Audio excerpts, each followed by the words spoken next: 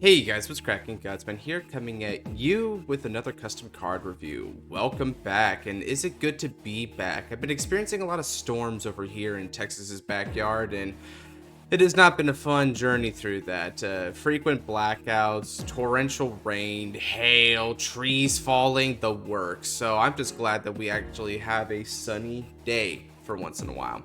And because of that, I decided now was the perfect time to jump back into the customs. So let's get it started. Sario YKZ. These the journey from the West cards from way back when. Okay, XD.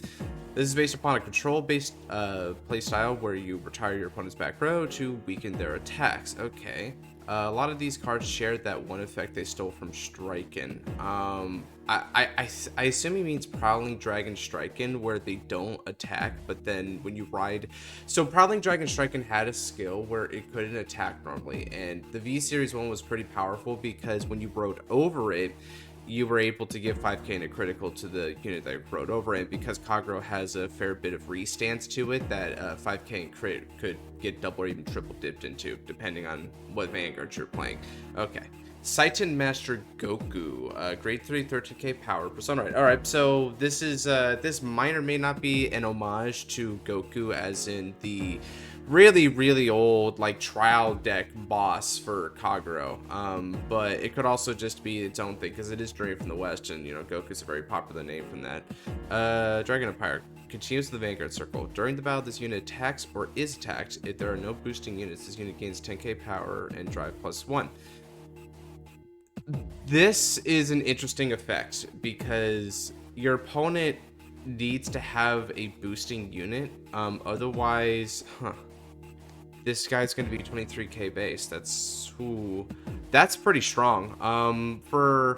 This is like a stronger Dragonic Lawkeeper. For those of you guys who don't know, Dragonic Lawkeeper, the V-Series one in particular, had a skill at the beginning of your and your opponent's battle phase to pay a cost, and for every 3 units on the field cumulatively, including your own, you were able to bind one of their units temporarily.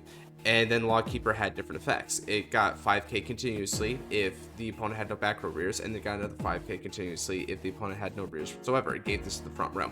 Now this guy is only getting 10k power and a drive +1, but the condition for it is more reliable because it just needs to say no boosting units. That's an interesting trade-off. Act on the Vanguard circle once per turn, cost counterblast 1, and choose one of your rear cards and rest it. Until the, which I guess makes sense, you're not going to boost this guy anyway, so you'll just boost whatever was in the back row center, even if it's not a grade 1 or less. Until the end of your opponent's turn, this unit gains auto. When your drive or damage check reveals a grade 1 or greater card, choose one of your opponent's back row rear guards, retire it. If it is your turn, choose one of your units, get 5k power to turn.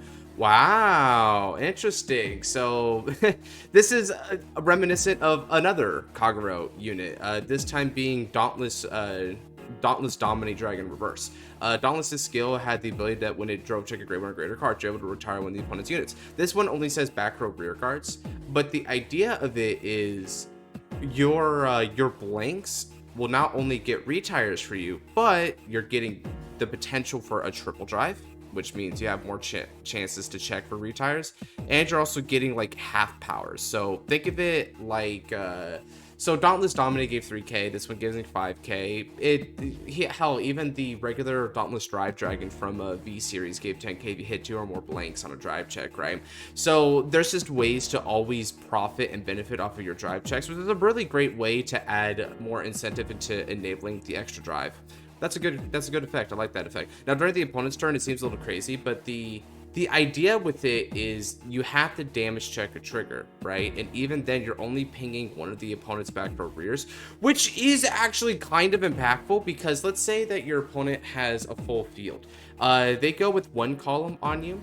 What you do is if you take it and you damage check a trigger, you snipe a booster from another column, meaning that now you're going to get an extra 10k continuously for that battle that they would attack. It's like as if you're doubling down on the defensive you just checked. So that's a very strong effect. Auto on the Vanguard circle once per turn. At the end of the battle, your unit attacked. If your opponent has no rear guards, okay, now we're really getting to the V Dragonic Lawkeeper stuff. Draw 1 card, choose your rear guards, and stand it. If your opponent no rear guard. Okay, grammatical error aside, You already counterblast for this to get this main skill going. Could you at least tie a Soul Blast or something to it? Also, draw one and restand, like, both on that effect for no cost is kind of crazy, even if it is tied behind a really big condition of your opponent having no rears. But that's pretty easy. Not only do people convert their field into hand advantage, I always say it about stuff like Reziel, but, you know, that seems to be more commonplace, especially with, like, Divine's card design. You can also enable this yourself pretty easily by playing Dragon Empire staples, which this doesn't have like any name restrictions to it. So yeah, this is a little bit too much for such a relatively easy condition, relatively anyway. So I'd probably say limit it to either the draw or the restand, and if you choose the restand, let there be a cost associated with it, like a Soul Blast or something.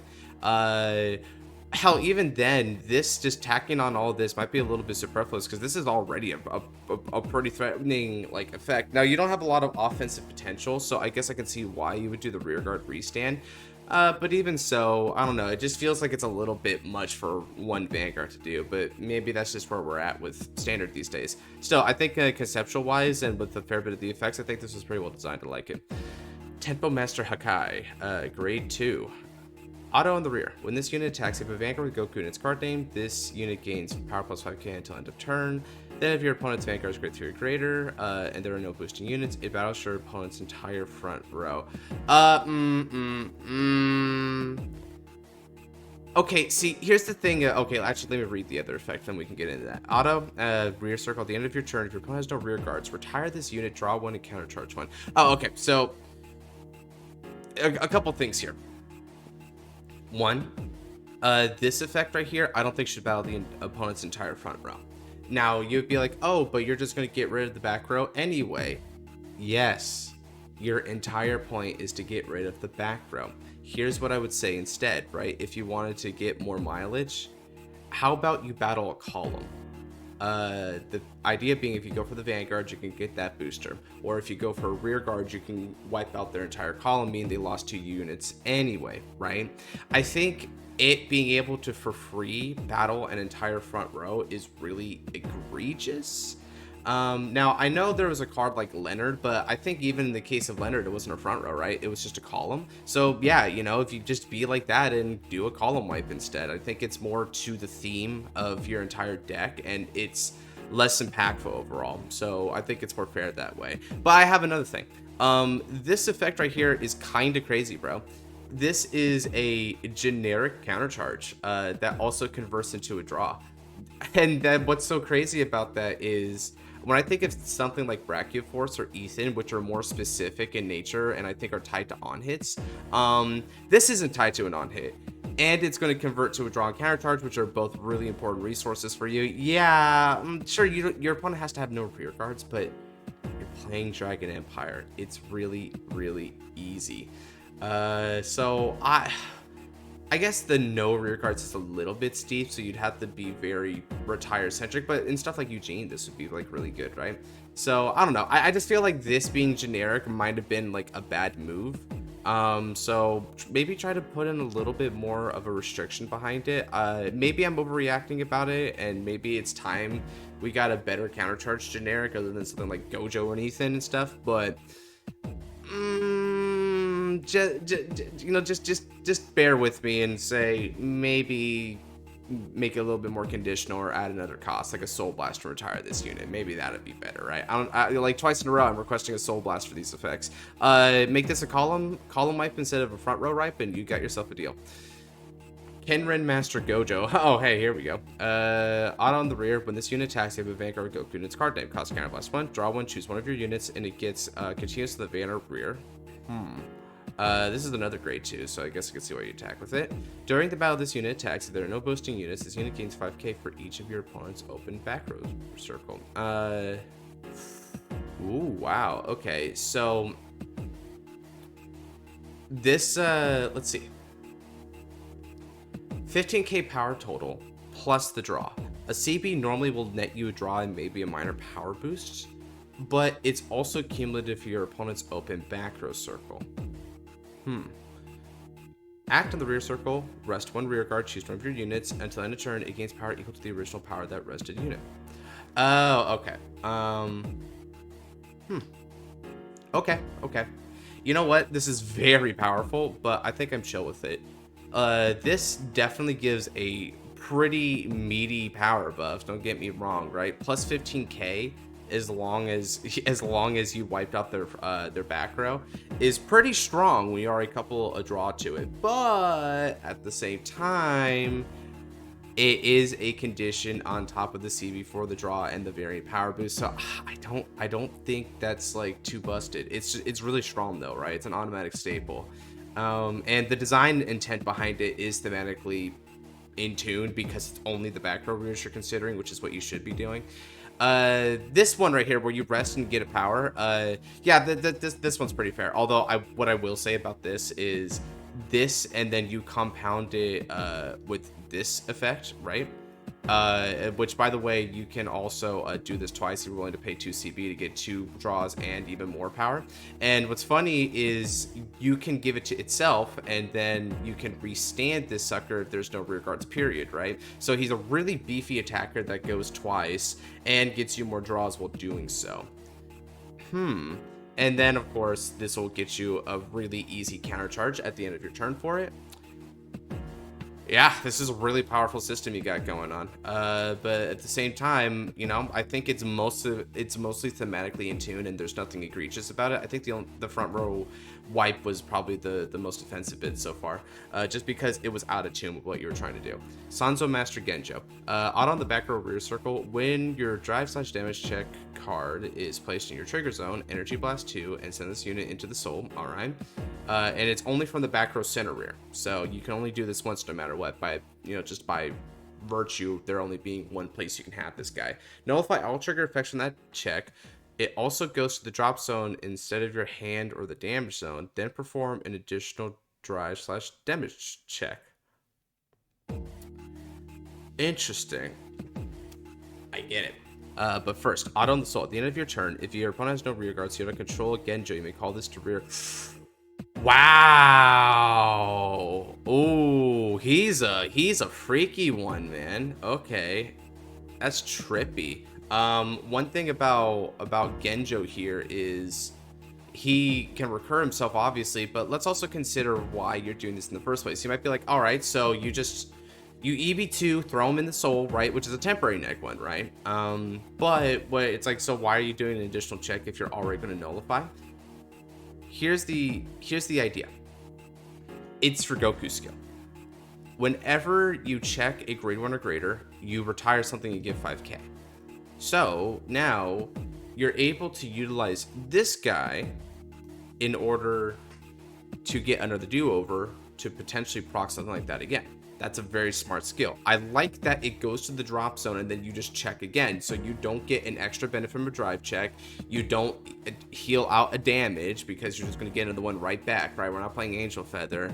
The Energy Blast 2, it's a really small cost, but the idea is that you can only do it once and you have to have it not be sniped because there's no protection for it. And the only way to get it back is if your opponent has no rear guards, which if we take out the front row battler dude, that should be still something you have to earn for yourself. So you know what? Yeah, I like Genjo. I think that's a very clever skill. I dig it. You see, this is what I'm talking about when I'm saying being in. You can still expand yourself, but you kept it in theme this time around, which I got to give kudos for that one. That was a good one. Dragon Monk Genjo continues on the van. Okay, so this must be his ride line then. So Dragon Monk Genjo, during the battle this unit is attacked, there are no boosting units. This unit gets 5k power. That's a really powerful skill, y'all. Let me explain why. In the game of Vanguard, right, for the standard format, one of the most prevalent strategies is early rush. The idea behind early rush is that you're demanding your opponent's card economy early, and you're also getting more damage on them. That way, you're able to kill them quicker. And this format is fairly sacky in nature. So if you're putting your opponent at 3 or 4 damage, they're really beholden to you just hitting the random OT or maybe the double crit or something like that, which is pretty easy with all the deck compression and draw power that the modern Divines deck is going to have to bring to bear. this being able to give 5k at all times as long as your opponent doesn't boost is really wild, because that means that your opponent won't be able to go in for easy attacks. Now if they do boost, then this does nothing, of course, right? But wow, that's kind of crazy, not gonna lie.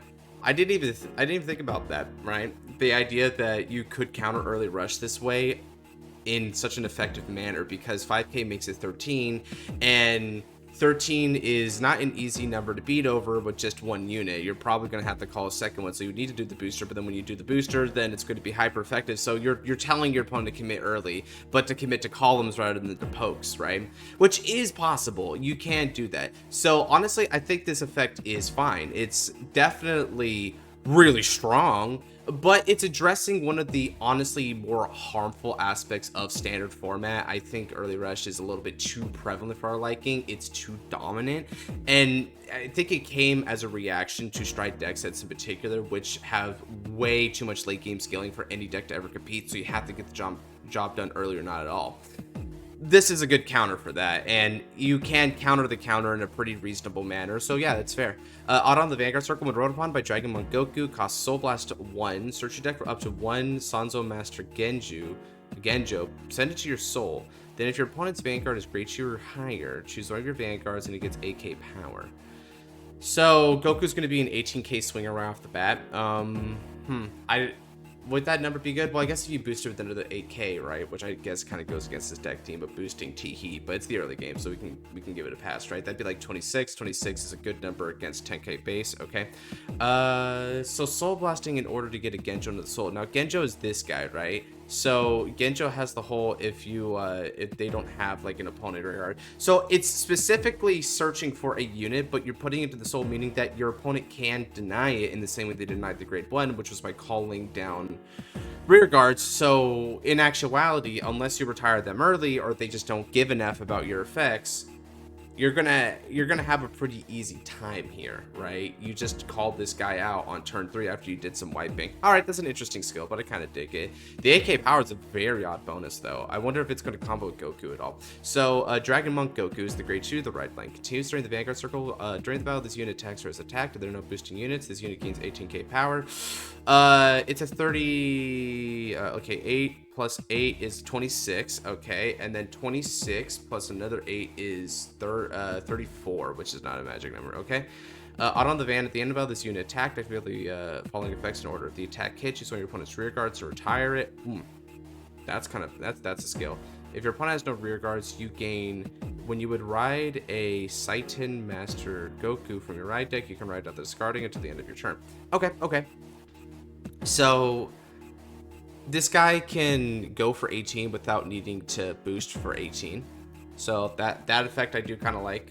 But it's also when it's attacked if there's no boosting units, which again, that's a really big power buff, dude.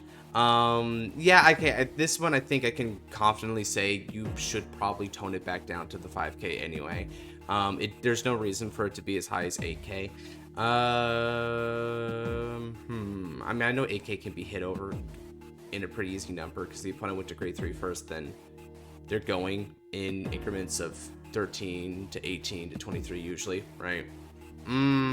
But still, that's too easy, right? Like, that's too easy to guard for not really much. Yeah, you should probably reduce it down just to be safe, but it's still not a bad idea of an effect. This is the more interesting part, though. That means that if your opponent does guard it, which is, it's really hard to guard, man, but they're going to lose a rear guard if they do, right? Which is your kind of plussing. But then if they have no rear guards, you also get this effect.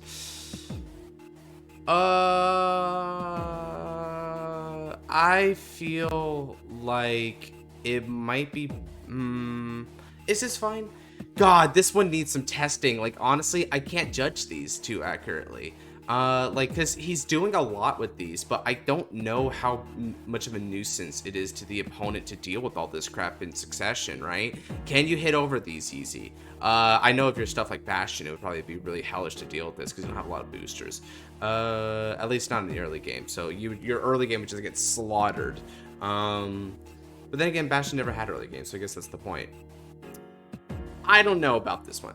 I don't know about this one, but I will say you have a lot of cool ideas here, and I like the ideas. I just think that you might have to not have all of them in succession, or with the case the 8k power, maybe reduce this 8k power.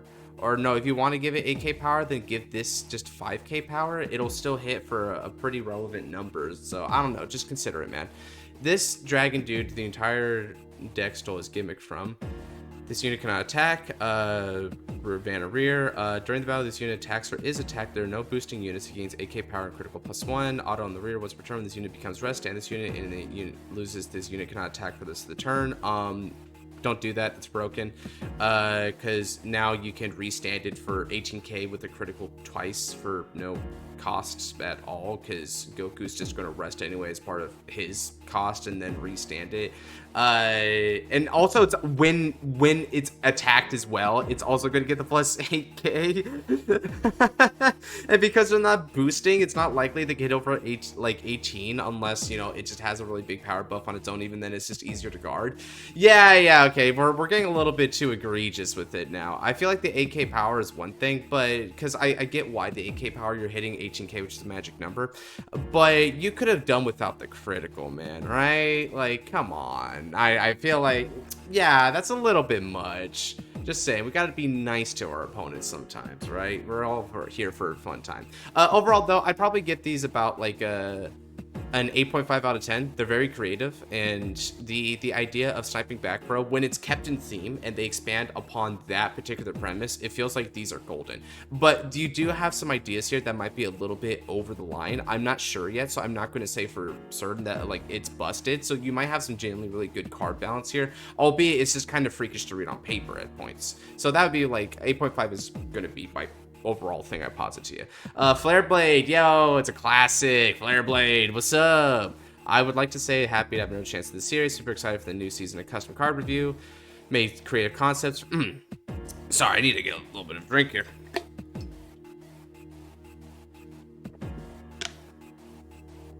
Had days to rest up my throat after all these storms, and it's still not any better. Go figure. Probably will never get better at this. Seeing all these other card creators making creative concepts for customs get me motivated, try and do my own. Nice. I would like to thank my friend who has helped me with the grammar balancing issues with these cards. I wouldn't have done it without their help. So what do I have for this season of custom card review? For this season, I have worked on 2 ride lines. The Grand Peak ride line, which stands tall amongst their enemies on the highest peak. All right, so it's very much like the name describes. And new support for the Illusionist have a ride as well. So the addition of Neurog's new form, I'd like to present. Right, so for instance, one of the very few custom card battles I actually did last season featured the Illusionist series that he made. So if you guys want to know more about that, you can either watch the custom card review with it, or you could actually watch the fight. That's another way of seeing it in action. Starting off with the Grand Peak ride line.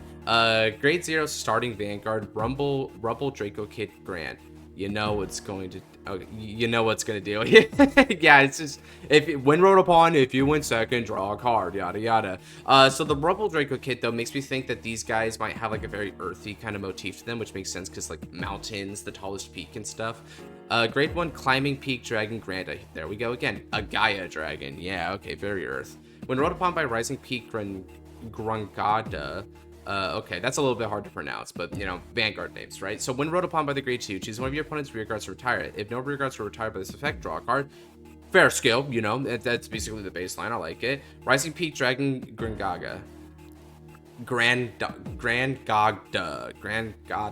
Oh, that's what the bro Flair. You've confounded me already, but so far so good.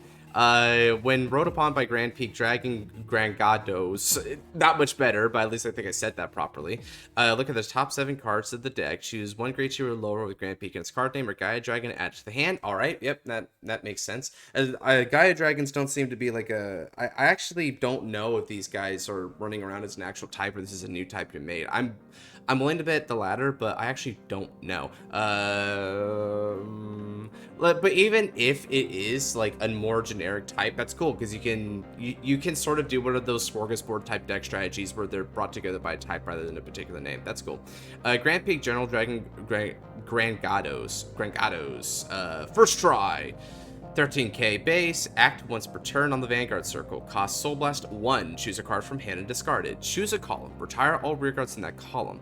Then if you have 4 or less Pillar Peak markers on your field, place a Pillar Peak marker on your Vanguard circle. If you have 5 Pillar Peak markers on field and your opponent's Vanguard is grade 3 or greater, this unit gets 5k power for each Pillar Peak marker on the Vanguard circle until end of turn. So it says field, but all I see right now is on the Vanguard circle. So if it's only for the Vanguard circle, like it's something like out of Astral Poet and stuff, which I guess makes sense as the comparison, because Astral Poet's like, you needed 5 force markers to get the Astral Gate open unless you were playing Origin Deity, so this one's also needed to be turned online by having 5 or more. But if you do have 5 markers on the freaking Vanguard circle, this guy's getting plus 25k power. Wow, nice. Until end of turn. And now this is only until the end of your turn by nature of it being an axe skill, so it's not like he's getting a plus 25k defensive. That'd be kind of crazy, but still, that's nice. You for the Soul Blast and the discards, like, yeah, you're getting a huge power up, and you're also doing a column wipe, which means that cumulatively I think it's probably worth the exchange there. That's a good effect. I think it's totally fair, and it's also, you know, it's keeping up with the modern standard. Continuous on the Vanguard circle, you can only have up to 5 Pillar Peak markers on your field. Okay, so once you hit 5, that's your apex. That's it. You're shutting off the faucet after that. Continues on the Vanguard circle. Your opponent, your Vanguard gets 5k if you have 3 Pillar Peak markers on Vanguard circle.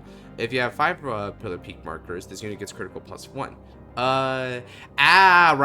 So once you, that's interesting. So your Vanguard getting 5k is actually a continuous skill, so he will be an 18k defensive, right? You know, everyone's trying to be like MOB, but this one I kind of get, because the whole idea is you are centralizing all of your power on the Vanguard, apparently. Like, he is going to be the one who stands above all, so it is nice that he can also endure on himself to a greater degree. So I think this is one of the times where the themes of it actually do warrant an MOB-like skill. If you have 5 Pillar Peak markers getting a critical, it also makes sense, because if you're going to be mainly relying on your Vanguard, you want it to be very lethal and actually threaten for game, right? So another really good effect. Now, the Pillar Peak marker has its own skill. Rear circle. If your Vanguard is Grangados, the unit on this circle gets 5k during your turn and can't be targeted by effects. You can't have more than 1 Pillar Peak marker on rear circle. Okay, so there are ways to put on a rear circle, right? And the idea behind the rear circle is you will give a little bit of power to them, but I like the resist, right? So you're just maintaining your board presence as you're building, right? You don't want to get your stuff cut down to size. You don't want to have an avalanche as some of your units are tumbling down the mountain. So you just have everyone be king of the hill. You stay there, and this will be the biggest, baddest king of the hill of them all, because he can get up to 5 markers. So he'll send above all. He'll topple all of them at the summit. All right. Was that enough Earth references? I don't know. Okay. This, very balanced. I like the choice of effects. There's something crazy on it. The 5k even being during your turn is also very fair, so that you can actually hit the opponent's rears easy, right? This is a really good skill. I like the effects. I like how warranted it feels. This is also a really good skill. It gives you benefits beyond just the power, which means that having to neg 1 does... It is okay, because you're going to be getting column wipe for it, right? So, you know what? Perfectly designed card. I've got no issues with this. It's flavorful. It's balanced. I can actually see it being a pretty fun playstyle. It's got all of the I suppose, criteria for what a good custom looks like rolled up in it. So, really nice work for that guy. All right, Novice Shot of Grand Peak Awina. This is a grade 1 rear. Auto when placed, if your Vanguard is Grangados, you counterblast 1 to retire a grade 1 or lower rear guard and place a Pillar Peak marker on Vanguard circle. Okay. So a grade 1 or lower rear guard.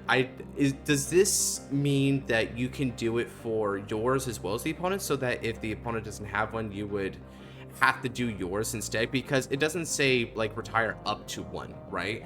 And it also doesn't specify your opponent. So does that mean this guy at bare minimum is going to have to neg himself in order to give the Pillar Peak marker on Vanguard circle? Because if that's the case, I get it, and it's kind of a nice Jurassic element to it. It's a bit flavorful, but at the same time, you might be getting a little bit too hard and heavy with it, right? Let's chill out on the rock candy. High Sniper of Grand Peak Balser, grade 2 intercepts. Auto on the rear, when placed, counterblast 1. If your Vanguard's Gringottos, choose a grade 2 or greater rear guard, retire it. And okay, so this one is the same thing, right? Do these stipulations only refer to your opponent, meaning that they don't have anything that you just CB1 to get the marker? If that's the case, I think that's the best case scenario, because you're still having to pay a whole CB to get that marker and build up to it, which is a very, very fair cost for these kind of things. It's also reminiscent of Dragon Tree markers, right? Where Wretches would CB1 in order to get you a marker in that case too. So it's very comparable. I like that. There's an underpinning in the actual current game's card design that would substantiate this being a fair effect on its own. Rumblefist Dragon. Grade 2, 10k intercept. Continues on the rear. If your opponent's Vanguard is grade 3 or greater, and this unit's on a circle, the Pillar Peak marker, this unit gets 5k power. Okay, so it's just meant to be a beater on its own.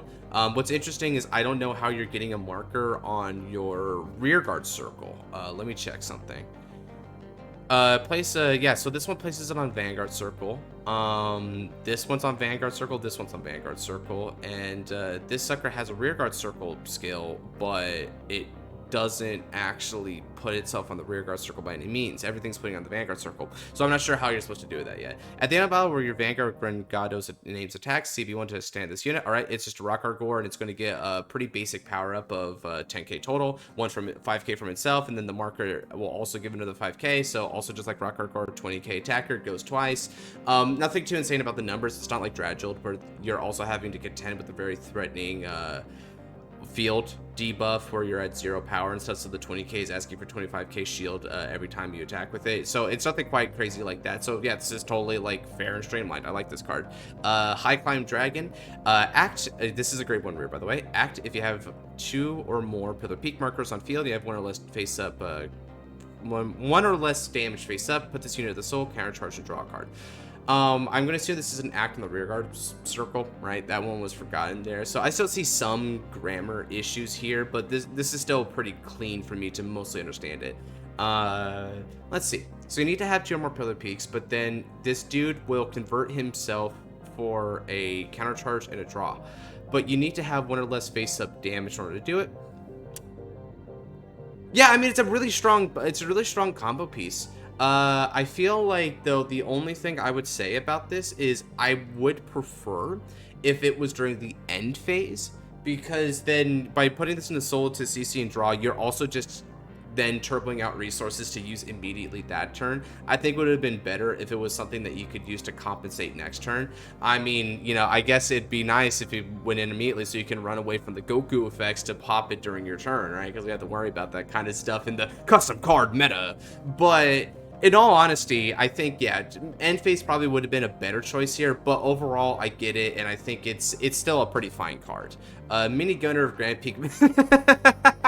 Mini Gunner? Oh my god, I'm just imagining the heavy from, like, TF2, like, wah, from the top, like, no one's gonna take his hill, he is king of the hill. Oh, that's really funny. And this is just a grade 1 rearguard too, for despite being such an intense imagery in my mind. So grade 1 8k human. Human? Oh wow, was there other humans that I just neglected? Gaia Dragon. Oh, this sniper was also a human. Oh hey, it's, yeah, why did I even think about it? Sniper, right? This is just straight up TF2, bro. So auto, when this unit boosts, if you have a Pillar Peak marker on field, it gets 5k power. All right, fair enough. On the back row rear, at either player's turn, a little bit weird way of putting it, I suppose it would say during either player's turn.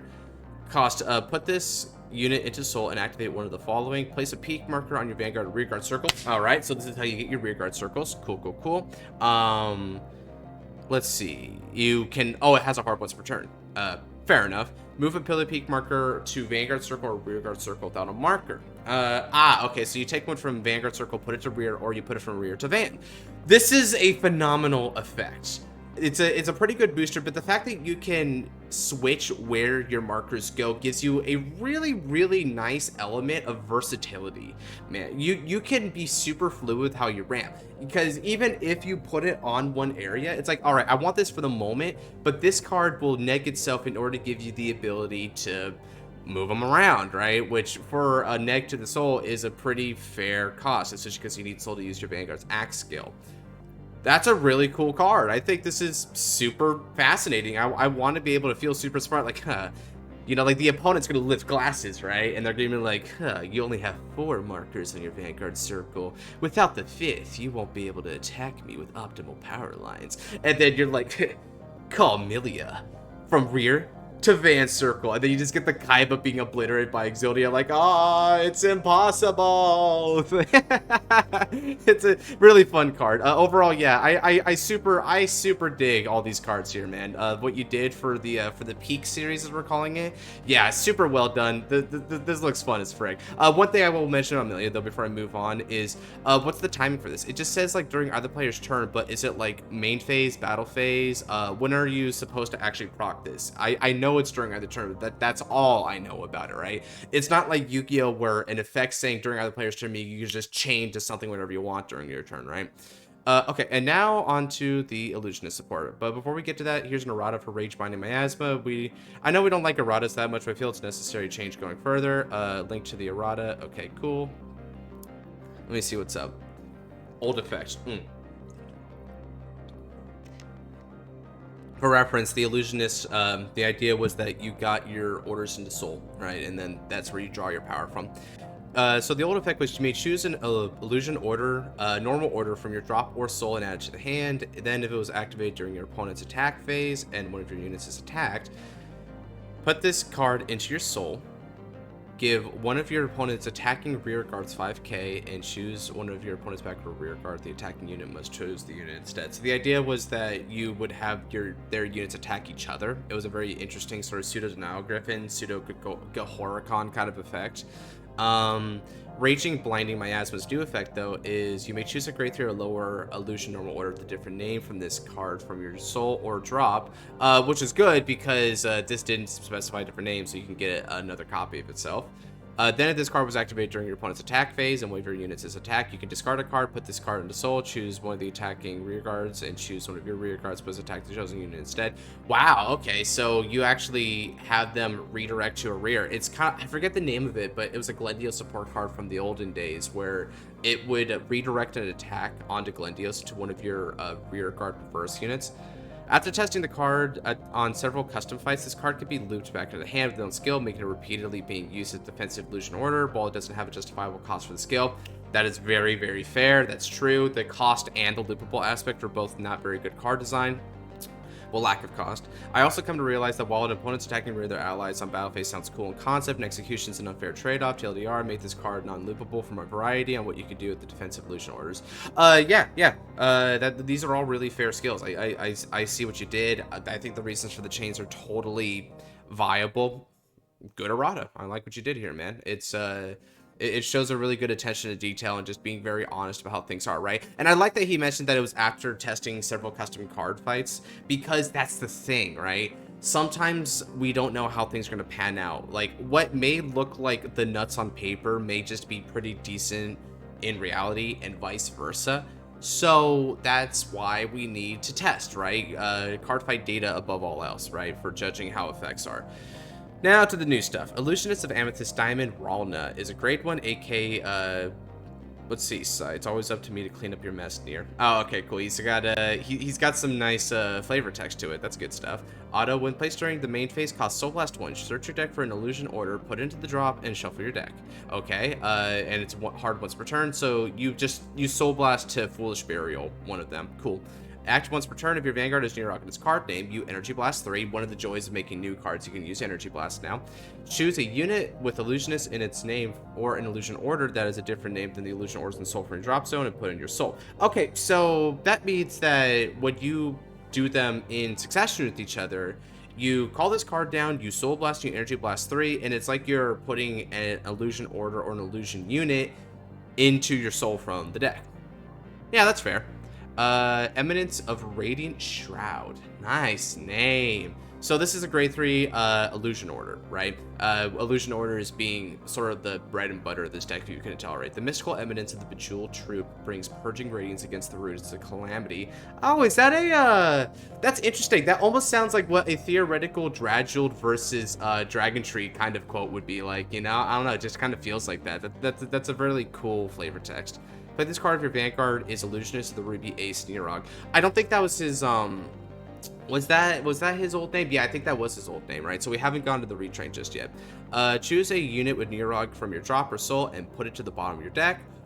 Okay, interesting part of that skill. Not highly impactful, but you know, at the same time, it's I guess it's more like a pseudo cost, if you will. You don't have to pay it, but if you can do it, you do it. This card is activated during your opponent's battle phase. You have 4 or more illusion orders in soul. Put this card into soul. All right. Search your deck, drop, or hand for a Magister Illusion of Luster Nirag Mirios and write it as stand. This is the retrain. If you search from deck, shuffle your deck. Until end of your next turn, the written card's cost for auto abilities is reduced by Counterblast 2, and you cannot ride during your next ride phase.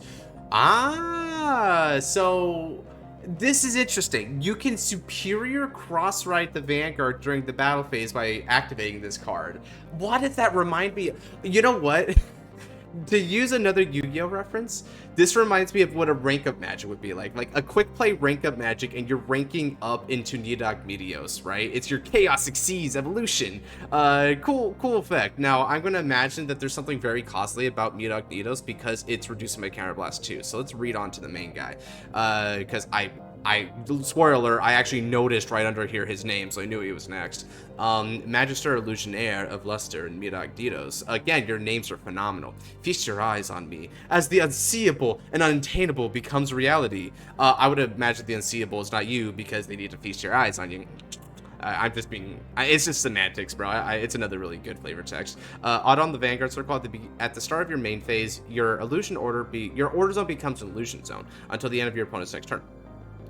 Yep, fair enough. It already became Illusion Zone because of Neodog initially, so this one is just making sure that you can keep on having that be a reality. It's a lot like Grade 4 Bruce, which is on Rival Bruce, also having the Final Rush clause of the beginning of the ride phase so that you can do it on the next turn as well.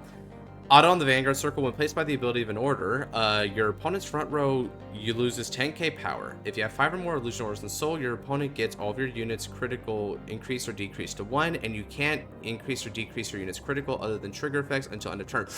This is a very, very powerful skill, but I like it. It's like as if you combined the minus critical effects of a couple Blitz orders in the format with the 10k minus that Tamayura's order got, right? But you also need to superior ride it specifically from that order, and you also need to have a bunch of illusions in soul in order to get the minus critical, right? So it's not something that you can do immediately. It's more like a late game effect that cucks the opponent's front row strategy.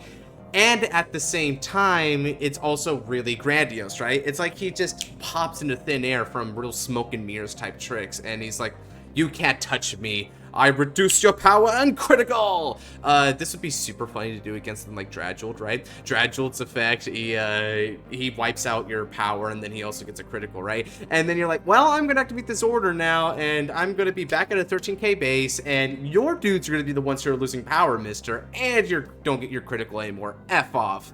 That would be such a game-changing maneuver against that deck, but at the same time, right, I'm like, you know, it's kind of fair play. You set up for this really big skill. Now, we haven't seen any Counterblast, so I'm going to imagine it's this skill.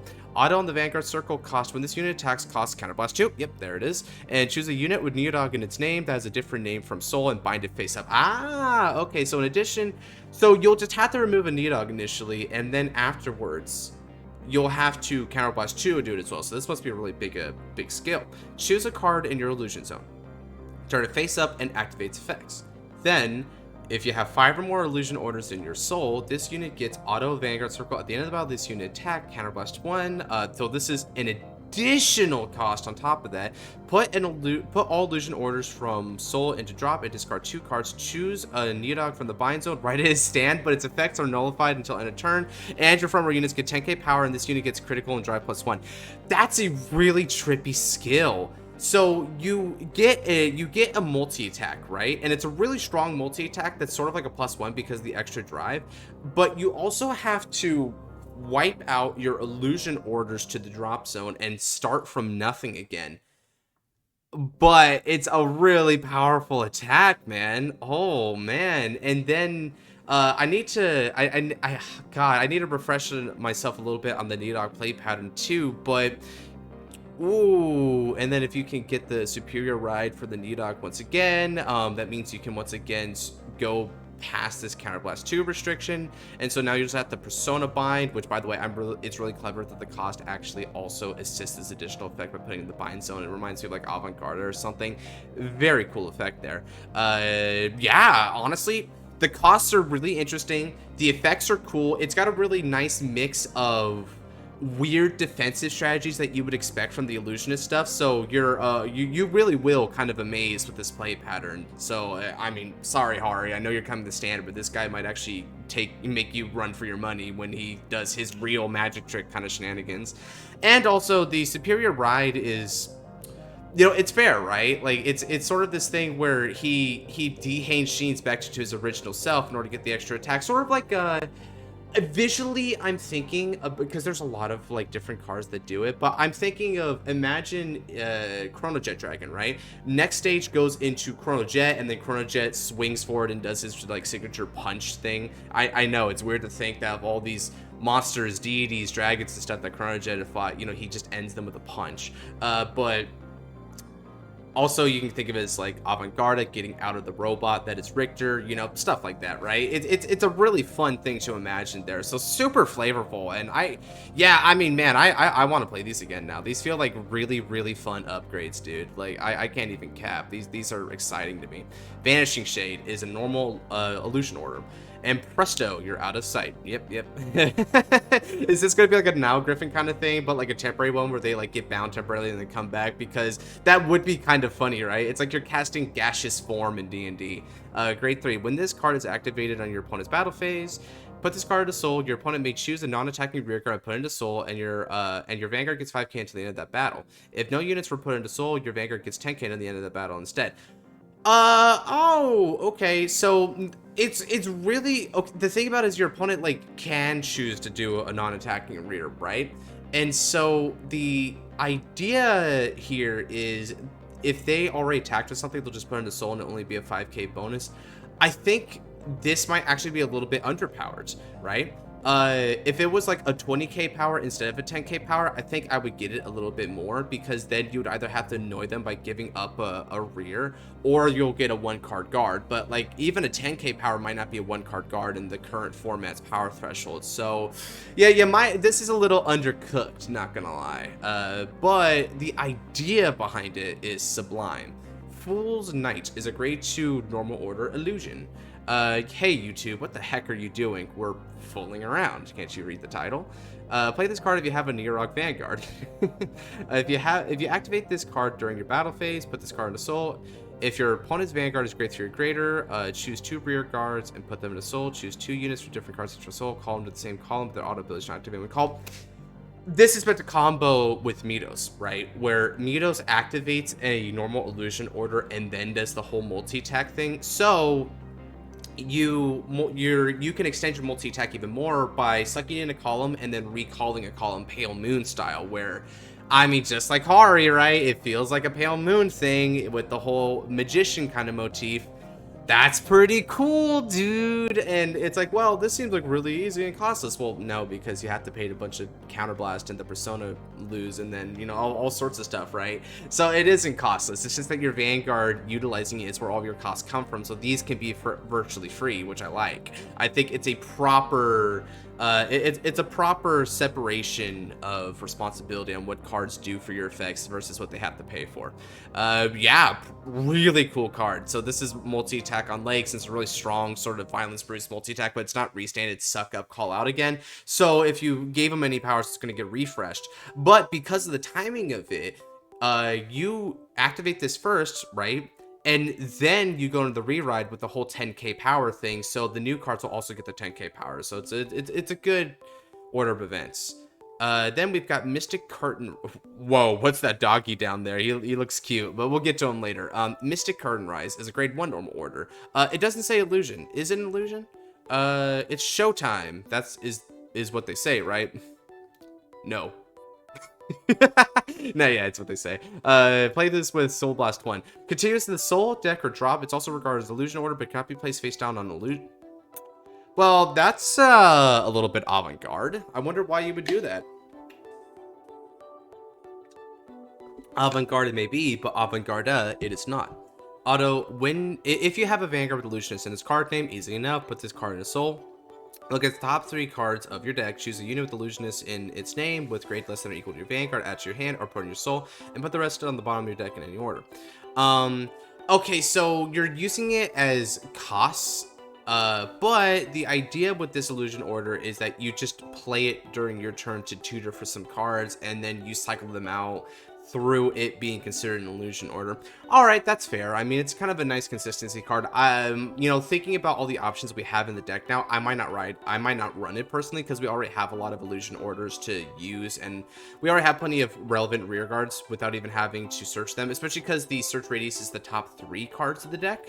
So I may not play it because of space issues and also the timing of like using this versus other orders. So it's okay though, right? You know, I think it is an option. I could see where some people would still like to play this guy in the overall build just to add even more consistency to it. I'm just impressed, dude. Flare really cooked with these. These are really fun and interesting, like, and also, I wouldn't necessarily fresh in terms of their effects, but for people who do like ramp and control, this is another style that would probably appeal to you, right? Like, this is more of that goodness that we tend to love from those strategies. So he did really well with that. And then this is a really good errata. This is a really relevant card. The new illusion orders are more intriguing than ever before, while also genuinely empowering the deck. And honestly, the highlight has to go to Nidog Mutos. This is a really, really epic, awesome retrain, dude. There is nothing about this card that I do not like, dude. It's got all the proper card balances. It really feels super in theme. It has like the fun factor out the wazoo. So those are already the 3 pillars right there. But even beyond that, I think it also pays good homage to the legacy of the customs, right? Sort of being that 4th variable there, where it does interact with the original Nidog in a very meaningful way, right? While expanding more on what made the deck fun. Excellent card. Honestly, I gotta say it, I'd probably get these like cumulatively like a 9.5 out of 10, dude. You did phenomenally there. Really close to just a straight up 10 out of 10, right? That I'm blown away by it, dude. Let's see. Oh wow, these are some cards. Okay. So let me go ahead and read these guys, and then that'll do it for this session. We're still doing good on time, right? Yeah, we're still doing good on time. Cool. We got enough time to do these guys. Whoops. Oh yeah, I guess you guys got to see what my wallpaper was there. I do with Phoenix, because Phoenixes are awesome. Don't at me in the comments. Compote Skitty is a Stoicheia main. Wanted to try to make it very Make a Colony theme for Standard, since the clan was known for disrupting and the Mafia part. Well, the only thing about Mafia so far is the Compote bit. I don't see where it would be Mafia in this art. This is just a puppy, bro. Ice Puffle Convict, press stop. What kind of a convict is he? Is he like on the run from the cute police? This thing doesn't look like it'd be robbing banks. It'd be robbing lap space in the home. It's barking as a message for upcoming crime.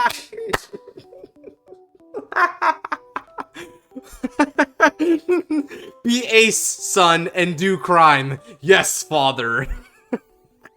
We're off to a great start. It's just a starter, by the way, right? I'm laughing my ass off, and it's just a starter. The boring ass one-line starter. I just can't help it though. What the? Oh my! Is that a gun? Oh man.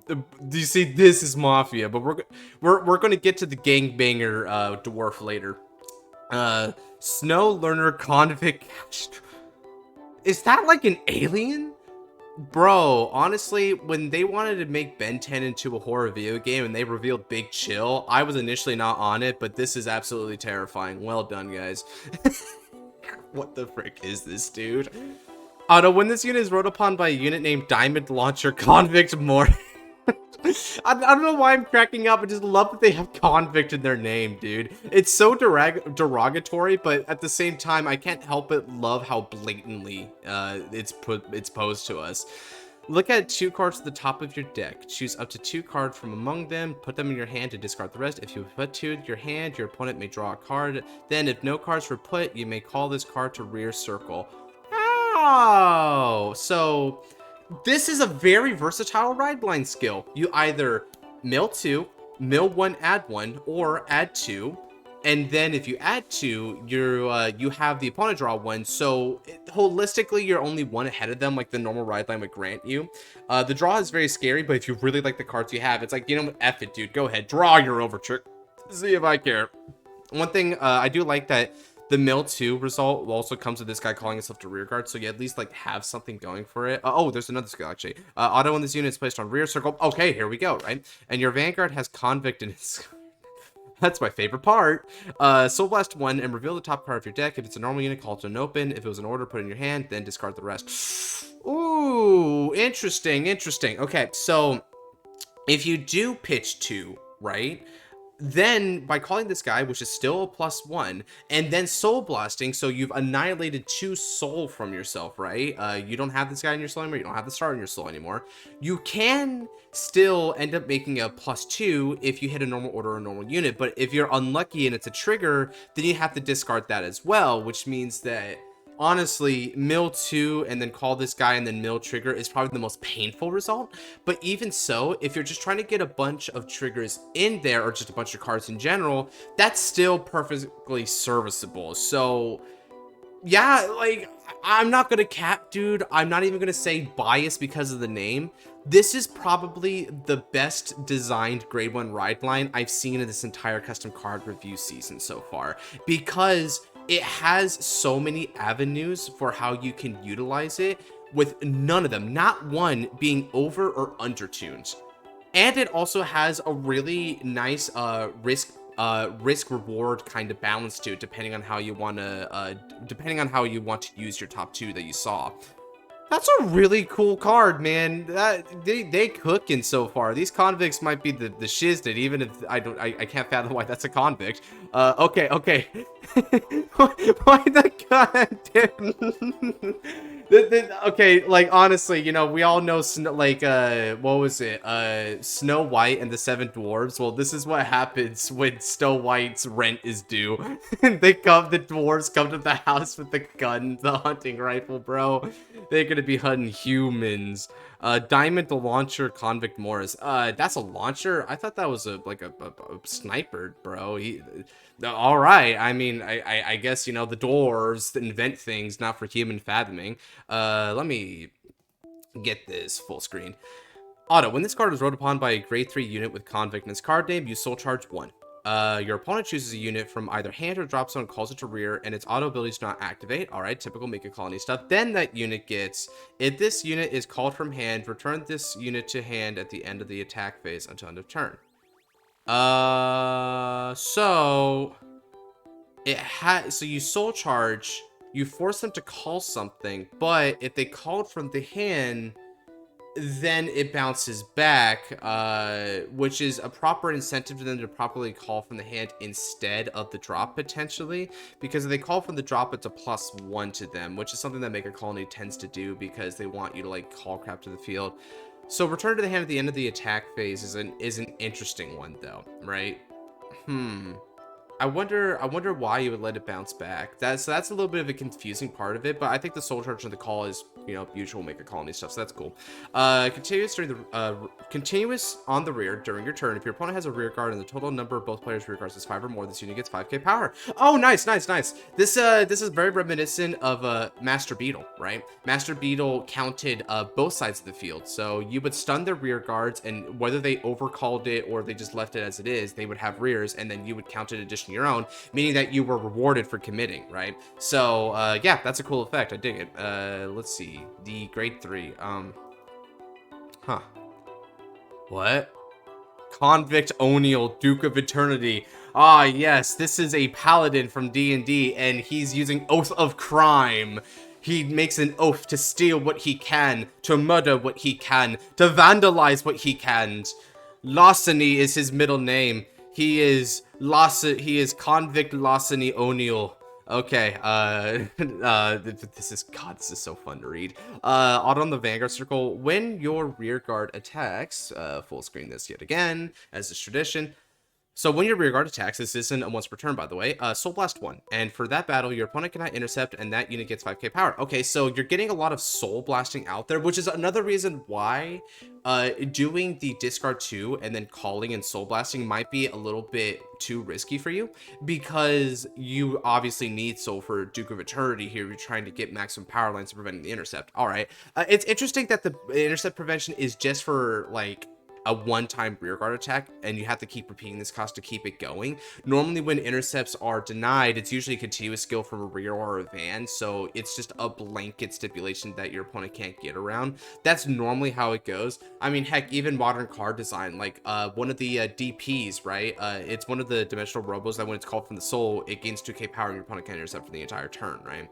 At the beginning of your attack phase, auto, if you and your opponent have a rear guard, so they need to have a rear guard no matter what, which is why it's really important to Morris. It's like, here, even if you bounce it back, I don't care. I just need you to have a rear guard, man.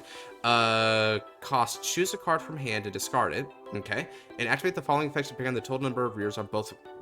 This is so Master Key Beetle. All right. Oh, is that, honestly, I guess if he's the convict, right? If he's going to do all the crime and lockpick all the doors, he's going to need the Master Key. 3 or more, this unit gets drive +1. Okay, so that immediately pays back for your discard.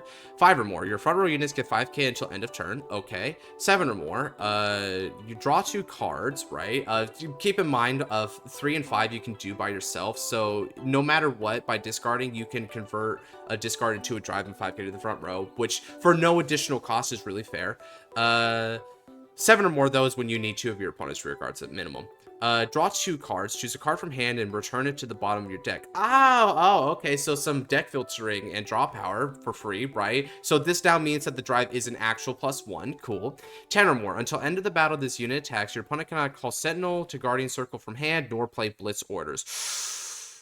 Yeah. You know what? That's a really cool effect, right? This gives the added element of kill potential that you would need in a Mega Colony-like deck. Being able to shut down your opponent's greatest defensive options is so key, right? Because to take Master Key Beetle into consideration, that card's critical failing is that despite the extra drives and power that it always got, it got completely murked by 1 Sentinel. So this guy is going to stop that. But that's honestly a very, very powerful skill. So it's only if you and the opponent both have full fields, absolutely full packed fields, then you can do this effect. That's perfectly fair to me. Yeah, honestly, 10 out of 10 card. There's nothing about this card design that I don't absolutely love, right? The cost is really good. I like that you can accumulate effects, and the more minor baseline stuff is stuff you can do by yourself, but then you get into the really saucy stuff when your opponent starts giving into your gimmick. That's very on par for Mega Colony. All right, we've got 1, 2, 3, 4, 5, one more reply. Does he have one more card after this? Well, that's loading. Oh yeah, he's got one more card. Okay, so we got a few more to go through. Let's blitz through these a little bit. We've got Regenerating Planter, Convict Millie.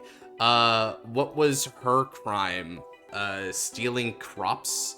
Did she plant flowers in an illegal area? God, dude. Continuous on the rear guardian circle. If you and your opponent have a rear guard and the total number of rear guards on both players' rear circles 4 or more, this unit gets 5k power, 5k shield. Perfectly serviceable thing. Funnily enough, this is generic, but considering it says for shield and power, like, who cares? That's totally fine being generic. Auto on the rear. At the end of battle, your Vanguard with Convict is card name attack to grade 3 or greater Vanguard that this unit boosted. Okay, so this is a... Oh yeah, that's right. Because this is a grade 1, you'll just be boosting it as a 13k booster most of the time. Put this unit to soul. Countercharge 1, choose a column, and stand all of your rear guards on that. Wow, nah, cuz, that's your crime, bro. Your crime is getting a column restand and a countercharge.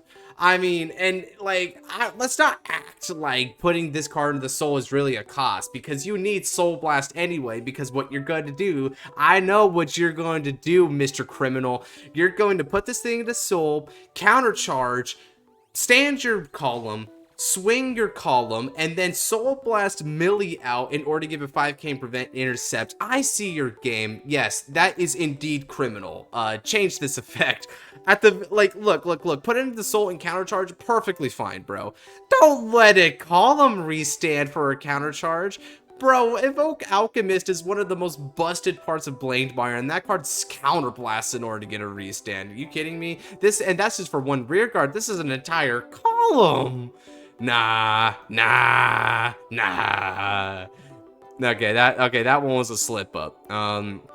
Next up. Okay, this will probably be the time where I start getting rid of some of these tabs here so that we can actually have these loading in a timely manner. Let's get that next one going too. Please give me what looked like a ladybug, a very uncomfortable looking close-up of a ladybug. Yep, that's exactly what it is. This is it. This is Mega Colony right here. This is everything. Cherish it, I guess. Let this image sear in your mind and enrich your lives. Auto when this unit is placed on rear. This is a grade 2 rear, by the way. If you have a Vanguard with Convict in its card name, Soul charge 1 for each of your opponent's rear guards in the same column as this unit. Alright, cool. That's perfectly fair, right? You're punishing them for committing, but at the same time, you're forcing them to commit. It's typical Mega Colony stuff. If you Soul charge 1 or less, your opponent chooses a unit from the drop called an open rear, and they do not activate its auto abilities. Nice. So you're forcing them to also commit to the rear, but of course, you're plussing them at the same time, so it's helping you, but it's also kind of helping them in the future, because you're also not paralyzing it. So they'll be able to use it when it's their time to shine. Yeah, perfect effect. I like the ladybug. Paralyzing ladybug, convict citrus. Okay, so this one was a poisoner. That was their crime.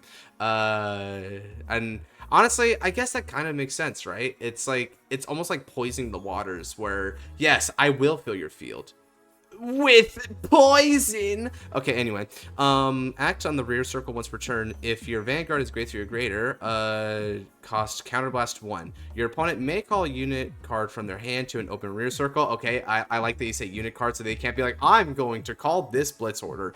If not, this unit gets 15k until the end of the turn. The called unit does not activate its auto abilities nor intercept until the turn. You see, that's clever, right? They either feature gimmick or they let you get a really beefy attacker, right?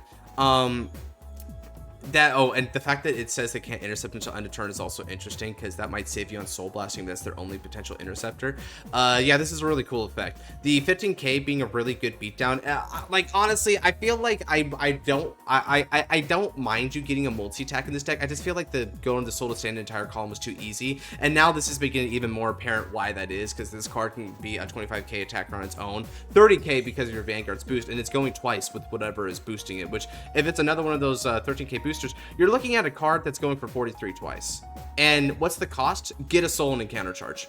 Bruh, right? So that's why I don't like that card so much. Although there is another thing. Remember, you guys remember the card that like CBs and then gets 15k as well as a draw? Well, this one is CBing for 15k, but only if your opponent doesn't choose to give up a card, right? So in retrospect, this seems like a little bit more unfair interpretation of what you should do in order to get that 15k. This one's giving your opponent a choice. I think on that one, if you gave the CB for the for every open back row for the Goku cards, like that one is fair, but you might not need the draw at that point. You probably shouldn't have that. So retroactively, I think I should have probably caught on that a little bit more. Still, Ladybug is perfect, man. Now go poison the harbor or something. Are ladybugs poisonous? I don't think they are, right? But if they are, then that'd be a really interesting fun fact. You know, bugs are really horrifying, way more horrifying than people give them credit for. Oh my god, speaking of horrifying, that's a mouth and a mouth, chains.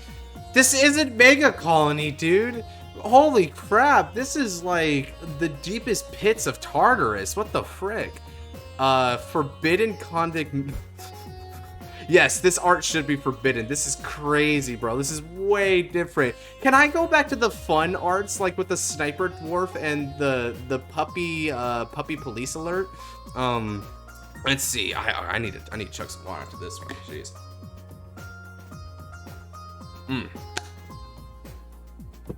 Act on the rear circle. Cost energy blast 2, soul charge 1. All right, so more soul charging to pay for your frequent soul blasting. That's always good. Then draw a card, or your opponent chooses a unit from their drop and call it an open rear circle. Then, until end of this turn, the unit cannot intercept, and it's a hard once per turn. All right, I do like that it's a hard once per turn, because Energy Blast 2, in order to either get a plus or force them, like I think the Energy Blast 2 to force them to call is fine because technically they're plussing, but Energy Blast 2 in order for you to get a draw is pretty powerful when you're already getting a soul charge to go along with it. But it being a hard once per turn is probably what saves it, because we have seen some indication of Energy Blast 2 still being okay for a plus depending on the scenario, most particularly to bring up Dimension Police again. I don't know why, considering these are Mega Colony, but they seem to be popping up, right? In Dimension Police, the set order will Energy Blast 2 and rest it in order to call a D-Robo from the soul. So there is kind of some backing for that. I personally probably would have preferred it if it was Energy Blast 3. You're not really using energy for much else in this deck anyways, it stands, so you could spare to just use the big 3. Probably the only thing I would say about that, but still, that's a pretty cool skill. It gets you more ways of making them flood their field. Out on the rear, at the end of your turn, if your opponent's Vanguard is grade 3 or greater, and the total number of rear guards on both players' rear circles 8 or more, retire it to Soul Charge 1 and Energy Charge 1. See, like, this is more fair, right? You know, getting a minor soul and energy boost to you for the price of a neg is way more worthwhile of a cost stipulation, especially because you're giving up a card that has such a powerful axe skill, right? So I'm not sure how often you would want to do something like this, but I can also see where if you have multiple convict mills anyway, then you might as well sack one for the extra resources, because you can only use the hard once per turn. So yeah, this is a really well designed card as well. Now please get that image out of my face. It's horrifying, dude. Okay, what's next? Was there like rose dragons or something I saw? We're loading, so we're gonna get that going. In the meantime, let me go ahead and get a couple of these other guys. Get it going. Okay, so that's up. These are, yeah, they're like flower dragons. I mean, they're okay. They're kind of cute. They're also kind of dinosaur looking. Like, I don't know why, but this one in particular reminds me of the Land Before Time for whatever reason, right? If any of you guys remember the Land Before Time, your real ones, he's biting his fellow dragon cub's pedal tail. Let go. Auto once per turn, rear circle. When you soul blast from your card's ability, right? Cost Energy Blast 2, choose a card from your hand, discard it, and call that card to rear circle. Oh, interesting. So for price of energy and breaking even, then you can actually call the soul. Wait, but oh, but that's a crazy skill, dude, because that's a multi-attack. Yeah, because you're soul blasting when a unit attacks. Whoa. Okay, this deck is way more offensively, like, adept than I initially gave it credit for. Between the restands and this form of multi-attack, you got a lot of multis going. Now, whereas I think the column restand was too easy, this I like way more, because this gives you more incentive to be soul blasting repeatedly, because, you know, denying the intercepts is a little bit weird when sometimes they don't have a bunch of intercepts. Intercepts is not that valuable. I guess the idea is that by denying intercepts, you keep the full field immaculate, right? But you don't need to always deny the intercepts. You just need to deny them until your Vanguard attacks, right? Also, you can deny intercepts through other things like the Ladybug as it is, right? So, you know, I was like, what gives? This makes more sense, right? You can do this, and because unless you're calling to a back row, right, which is totally fair and valid, you would have to be overcalling if you have both of these guys in the front row, so you can only get so much multis out of them. You're also discarding cards and energy blasting to do it, so you're going to have progressive overload on your resources as a result. This is a very fair multi-attack. Keep this and don't do the column restand. This is way more well thought out.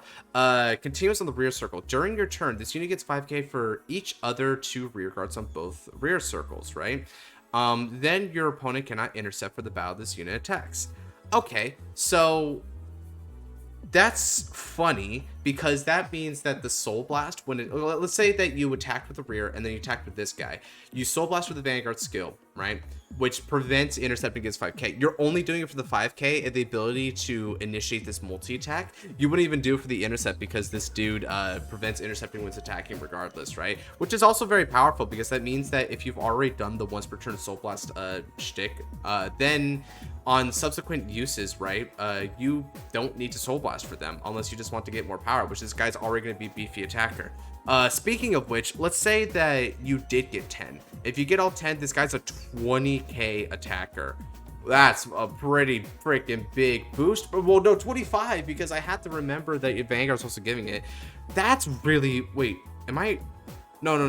I might be thinking about this wrong. So for each other 2 rear guards in both rear circles, that means a total 9.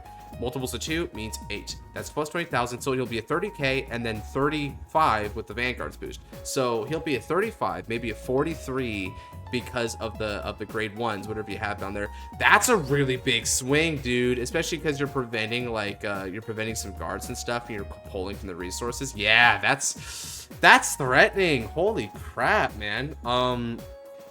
I don't know, that's a little bit too easy to get that boost, but at the same time, you want to have more benefits to getting more cards on the rear. So you know what? Actually, no, I think this beatdown is fine. This is a great card. What am I talking about? Good stuff. Now, don't cannibalize your Rose Twins, you. Frozen Icicle. Play this with Soul Blast 1. Draw a card.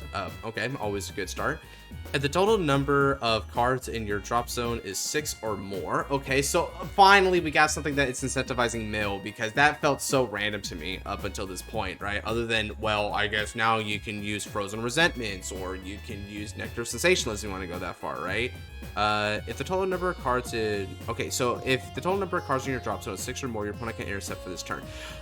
This even more means that the Soul Blast is meant more for power and facilitating multi-attack. If, well, not this Soul Blast specifically, but your Vanguards, I should say. If the total number of cards in your opponent's drop zone is 6 or more, choose one of your units and it gets 10k until undeterred, which with a... you could do this in several ways. This is another thing that means please don't do the column restand, because you can double dip on this. Having one of your rear guards single dip into it is more acceptable. This Soul Blast being able to prevent intercepts and giving 10k and draw to replace itself, just for it, you know, I think it's perfect. It hits all the right notes for what your deck wants, and it does so with crystal clarity. Puns. Okay, final card. Deep Sea Hunter Convict Zeus. Okay, so what was your crime? What was your crime, dude? I can't even fathom what some of these guys is. Was he appropriating specimens from the deep sea that he wasn't allowed to? No, you know what? Actually, this guy looks like some contraband, dude, like from some action movie, right? He probably is smuggling illegal contraband in that little sub scooter thing he's hanging on to dear life for. This is a grade 3 rear. Auto, when this unit is placed on rear or put on Guardian Circle, you have a grade 3 greater Vanguard with Convict, you Energy Blast 3 or Soul Blast 3. Okay, interesting. Draw a card, and until end of turn, this unit gets 10k power and 10k shield. Whoa, he's a powerful one. Energy Blast to draw and get increased shield. This guy is, he's like a stronger version of an Energy Cycler guard, right? Like, because those are going to be a 5k shield that also draws for Energy Blast 3. This dude's doing 10k shield, and then also, like, as an on-field effect, he can get an extra 10k to be a 23k attacker. That's pretty wild to go for the draw. I mean, it means that your energy and your soul is definitely your most important resources. There's not a lot of counterblast going around, surprisingly, with this, right? Like, I almost wonder why not make it an energy blast or a counterblast. But then I realized again, yeah, just don't copy energy cyclers, because at that point you just run that, right? But then again, this is better than that, so maybe not. Or you just run both, right? You know, happy medium as always. Yeah, this is a pretty good card. I do wonder if maybe it's power creeping an energy cycler a little bit too readily, but at the same time, I think you're Convict locking it, so if it's just a benefit for this one particular deck, it's probably still good to go, right? So yeah, you keep smuggling your illegal weapons. All right. Overall, I'd probably give these about a 9 out of 10. I think they definitely keep up the Mega Quality flavor. Like, these are cards that I think Master Key Beetle would kill to have, albeit, of course, V-Series is a little bit more of a wild jump in power line, so these are more tame to the standard era card ethos, as it should be, mind you. But of course, there's a couple things that I'm a little bit iffy on, right? Like, for the main thing I'm iffy on is this restand here. But, you know, aside from that one stumble, I think most of these are pretty phenomenal, dude. This would be a pretty fun control strategy, just to see how effective it is at taking out the opponent, and if perhaps 4 control strategy is a little bit too effective, you know, looking at you, Gandiva. Anyway, that's going to do it for the day. Pretty good archetypes all around. I'm glad we got to this point too, because you bet that I'm going to be putting one of these on the thumbnails, right? Like, I should do the Duke of Eternity, but I don't know. Morris has got my heart, bro. Anyway, which of these did you guys like the best, right? I'm a little bit torn between them, but I'm probably going to give it to the Nidog Muto stuff and the peaks personally. But there is some pretty hot contention all around, dude. These one also being pretty interesting in their card design, especially because he does deliver on his premise of giving a Mega Colony-like playstyle, right? And of course, let's also not forget to prior the peaks. We actually do have like a pretty interesting pseudo control Kagero variant that you have in standard with the Goku stuff, so you know, maybe you guys can give some arguments for these ones being the best one of the 3 that we saw today. Overall, like, we went 3 for 3 for these guys, so everyone who contributed today, really well done. Anyway, if you guys did like this episode, then go ahead and check out my other Vanguard content. Of course, we've got the previous episodes of the season for the custom card review, so if you haven't caught up on those, then please do so, and also previous season reviews if you're just fixated on all these customs the way I am. But if that's not your cup of tea, then go ahead and check out my other Vanguard content. We've got tier lists, top 10s, anime reactions, discussions, fight nights, the whole shebang, so check those out. And if you like what you see, consider leaving a subscribe and turn on notification bell for next upload video. And when that's it, take care, God bless.